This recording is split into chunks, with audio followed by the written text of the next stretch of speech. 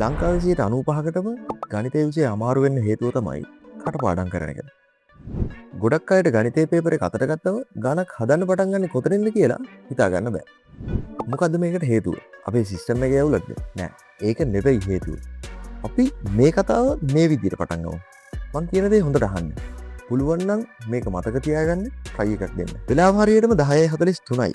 දිනේ ජූලි 14. අද මගේ පඩි දවස. මගේ බැංක් account එකට මැසේජ් එකක් ආවා. මම ඉක්මනට මැසේජ් එක බැලුවා. ක්‍රෙඩිට් කාඩ් එකට 23824යි. ලෝන් එකට 8537ක්. මේ දෙකටම කැපිලා ඉතුරු වෙලා තියෙන්නේ 47639යි. කොහොම හරි හවස් වෙනකන් ඉඳලා 6:40 බස් එකේ එන්න කලින් අම්මට ගවුමකුත් අරගෙන ගෙදර එනකොට 7ක් පහ වෙලා. මම දැන් ඔයගෙන් අහන ප්‍රශ්න දෙකක්. පළවෙනි ප්‍රශ්නේ තමයි බැංක් account එකෙන් මැසේජ් එක ආවේ කීයටද? දෙවෙනි ප්‍රශ්නේ තමයි ක්‍රෙඩිට් කාඩ් එකට කීයක් කැපුණාද? පුළුවන් නම් වීඩියෝ එක බලන ගමන් ඔහොමම කමෙන්ට් එකක් දාන්න. ඔයාලට මතකයි නම් මේකකටවත් උත්තර මතක නැත්තම් සෑග් ඉමෝජි එකක් දාන්න ඔයාට අවංක වෙලා. මට එතකොට දැනගන්න පුළුවන් කී දෙනෙක්ට මතකයිද කී දෙනෙක්ට මේක මතක නැද්ද කියලා. ඔයාට මේ ඉලක්කම් නැත්තම් අගයන් ටික මතක නැතුව ඇති. හැබැයි ඔයාට මේ සිදුවීම් ටික හොඳට මතක ඇති. පඩි දවසේ account එකට සල්ලි වැටුණා. ඒකෙන් ක්‍රෙඩිට් කාඩ් එකටයි ලෝන් එකටයි සල්ලි කැපිලා ඉතුරු එකෙන් අම්මට තැඳුමක් අරගෙන ගෙදර ගියා කියන සිද්ධිය ඔයාට මතක ඇති. ඇත්ත මේකයි. අපිට ඉලක්කම් මතක තියාගන්න එක ටිකක් අමාරු වැඩක්. හැබැයි සිද්ධියක් මතක තියාගන්න එක ඉලක්කම් මතක තියාගන්නට වඩා අපිට ටිකක් ලේසි. මේකෙන් අපි තේරුම් ගන්න ඕන දේ තමයි ගණිතය විෂය අනිත් විෂයන් වලට වගේ සාමාන්‍ය විදිහට වැඩ කරලා කොට දාන්න ටිකක් අමාරුයි. මොකද ඉලක්කම් මතක තියාගන්න එක අපේ මොළේට චුට්ටක් අමාරු වැඩක්. එහෙනම් අපි ගණිතය වෙනුවෙන් පොඩ්ඩක් වෙනස් ක්‍රමවේදයක් අනිවාර්යයෙන්ම අනුගමනය කරන්න වෙනවා. එහෙනම් මොකක්ද ගණිතයේ කොට දාන ක්‍රමය? මම මේක ස්ටෙප් 4කින් පැහැදිලි කරන්නම්. මේකේ 4වෙනි ස්ටෙප් එක තමයි ඔයාට වැදගත්ම සහ ඔයා දැනගන්න ඕනෙම දේ.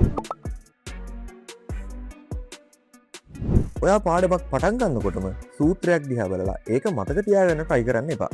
ඔයා ඒ වෙනුවට මේ සූත්‍රය හැදුනේ කොහොමද කියලා හරියටම දැනගන්න. උදාහරණයක් විදිහට පයිතගරස් තියරම් එක ගමු. පයිතගරස් තියරම් එකේදී a වර්ග ධන b වර්ග සමානයි c වර්ගය. ඉතින් ඔයා මේ සූත්‍රය මතක තියාගන්න try කරන්න එපා. ඔයා ඒ වෙනුවට මේ සූත්‍රය හැදිලා තියෙන්නේ කොහොමද කියලා හරියටම දැනගන්න. මොකද්ද පයිතගරස් තියරම් එකෙන් කියන්නේ?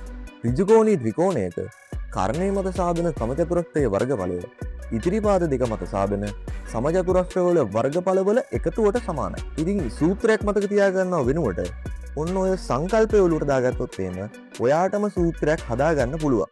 ඉතින් අන්න ඕකයි සූත්‍රයක් මතක තියා ගැනීම සහ සංකල්පයේ තේරුම් ගැනීම වෙනස. අංක 2 රූප සටහන් ඇඳීම. මනෝවිද්‍යාවට අනුව අපිට රූපයක් මතක තියාගැනීමේ හැකියාව ඉලක්කමක් මතක තියාගැනීමේ හැකියාවට වඩා 60,000 ගුණයක් වැඩිලු. ඒක මම කියන කාරණයක් නෙවෙයි.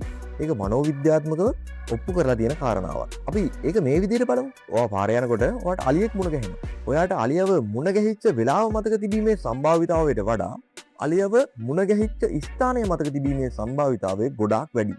ඉතින් මම කියන්නේ ගණිතයේදී මේ රූප සටහන් කියන එක ඔයාට ගොඩාක් තැන්වල පාවිච්චි කරන්න පුළුවන් නම් ඔයාට ගණිතය කටපාඩම් කිරීමකින් තොරව මතක තබා ගැනීමේ හැකියාව ඔයා හිතනට වඩා දෙගුණ තෙගුණ තුන්ගුණයක් නෙමෙයි ඊට වඩා ලොකු ගුණයකින් ඔයාගේ මතක තබා ගැනීමේ හැකියාව වැඩි වෙනවා. ඉතින් ගණිතය විෂයටත් ඔයාට මේ රූප සටහන් පාවිච්චි කිරීම තුළින් ඔයාගේ ගණිතය මතක තබා ගැනීමේ හැකියාව ගොඩාක් වැඩි කරගන්න පුළුවන්. උදාහරණයක් විදිහට ත්‍රිකෝණමිතිය, ජ්‍යාමිතිය, කුලක, වෙන් රූප, සම්භාවිතාවය, භාග මේ වගේ පාඩම් වලට ඔයාට ගොඩාක් තැන්වලදී මේ රූප සටහන් පාවිච්චි කරලා මේ වගේ සංකීර්ණ සිද්ධියක් සරල විදිහට තේරුම් ගන්න පුළුවන් වෙනවා. ඉතින් මේක පාවිච්චි කරොත් එහෙම අවබෝධ වීමේ හැකියාව ඔයා හිතනට වඩා ගොඩාක් වැඩි කරගන්න පුළුවන්. අංක 3 එදිනදා ජීවිතයට ගණිතය සම්බන්ධ කර ගැනීම. ගොඩක් ළමයි හිතන දෙයක් තමයි අපිට මේවා ඇත්තට වැදගත් වෙනවද?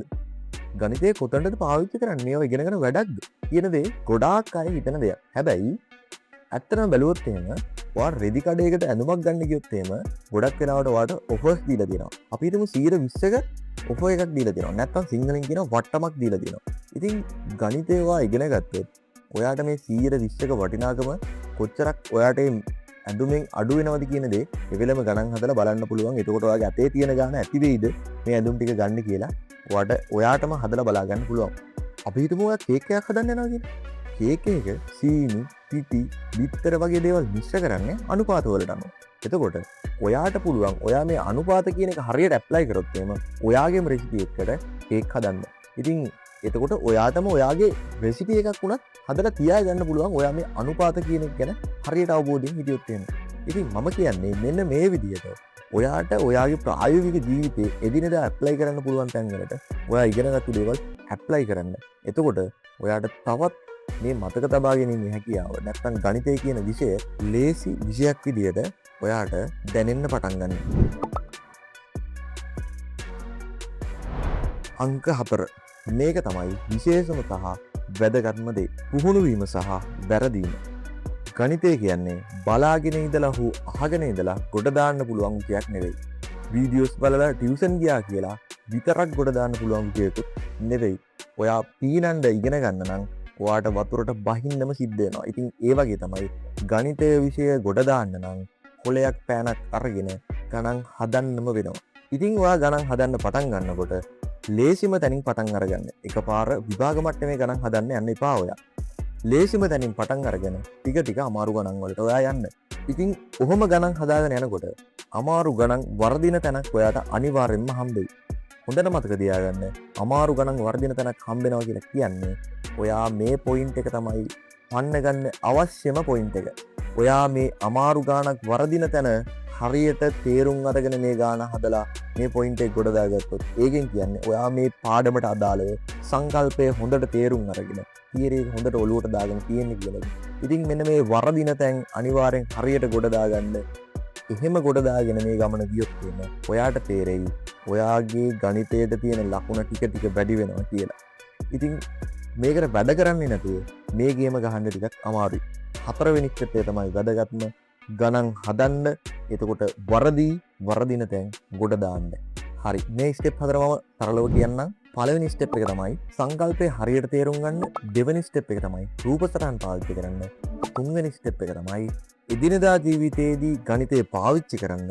හතරවෙනි සහ වැදගත්ම එක තමයි ගණන් හදන්න, ගණන් වරදින්න දෙන්න. වැරදි හදාගෙන වැරදි ටික ගොඩ දාන්න.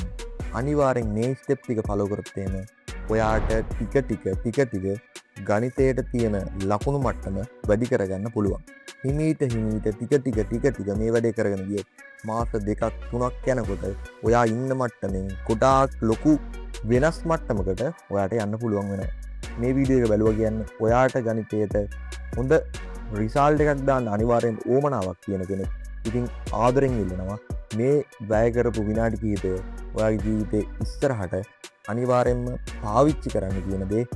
ඉතින් වීඩියෝ එකෙන් මොන හරි වැදගත් දෙයක් ගත්තා නම් කමෙන්ට් එකක් දාන්න, ලයික් එකක් දාන්න. මේ වගේ වැදගත් වීඩියෝස් බලන්න අපිව සබ්ස්ක්‍රයිබ් කරන්න කියලා ආදරෙන් ඉල්ලනවා. ඊළඟ වීඩියෝ එකෙන් හම්බෙමු.